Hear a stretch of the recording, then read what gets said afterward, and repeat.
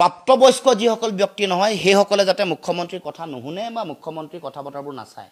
18 বছৰ নোহোৱা কোনো মানুহে যাতে মুখ্যমন্ত্ৰীৰ কথা বতৰাবোৰ নুশুনে বা হেবোৰ লগত যাতে কোনেও যাতে চোৱাচিতা নকৰে তাৰ কাৰণে আগতীয়াকে নটিচ দিয়া এটা পৰিৱেশ সৃষ্টি হৈছে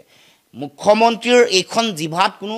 নিয়ন্ত্ৰণ কোনো ধৰণৰ লেকাম নোহোৱা হৈছে মহিলাসকলৰ উপস্থিত য'ত আমাৰ আইমাতৃসকল আছে তেওঁলোকৰ উদ্যমিতা আঁচনিৰ চেক বিলাবলৈ যাওঁতে তাতে তেওঁ সেই মহিলাসকলৰ আগত এনেকুৱা অখালীন কিছুমান মন্তব্য আগবঢ়াইছে এই মন্তব্যবোৰৰ যোগেদি সমগ্ৰ নাৰী জাতিটোকে অপমান কৰিছে এতিয়া মুখ্যমন্ত্ৰীৰ জিভাখনৰ মানে মুখ্যমন্ত্ৰীৰ হৈছে কি যি কি কথা কোৱা আৰম্ভ কৰিছে মুখ্যমন্ত্ৰীয়ে কথা বতৰাবোৰ এনেকুৱা হৈছে এতিয়া মুখ্যমন্ত্ৰীয়ে বক্তব্য দিয়াৰ আগতে জাননী দিব লাগিব যে প্ৰাপ্তবয়স্ক যিসকল ব্যক্তি নহয় সেইসকলে যাতে মুখ্যমন্ত্ৰীৰ কথা নুশুনে বা মুখ্যমন্ত্ৰীৰ কথা বতৰাবোৰ নাচায় মুখ্যমন্ত্ৰীৰ এইখন জিভাত কোনো নিয়ন্ত্ৰণ কোনো ধৰণৰ লেকাম নোহোৱা হৈছে আৰু আমি ভাবো যে এই যে অখালীন মন্তব্য সদায় সদায় তেওঁৰ জিভাত ওলাই আহিছে আসলতে সাৰ্ফ এক্সেলে ধুলেও মানে এইবোৰ যেন সফা নহব এনেকুৱা এটা পৰিৱেশ সৃষ্টি হৈছে গতিকে চক মুখ্যমন্ত্ৰীয়ে নিজৰ দায়িত্ব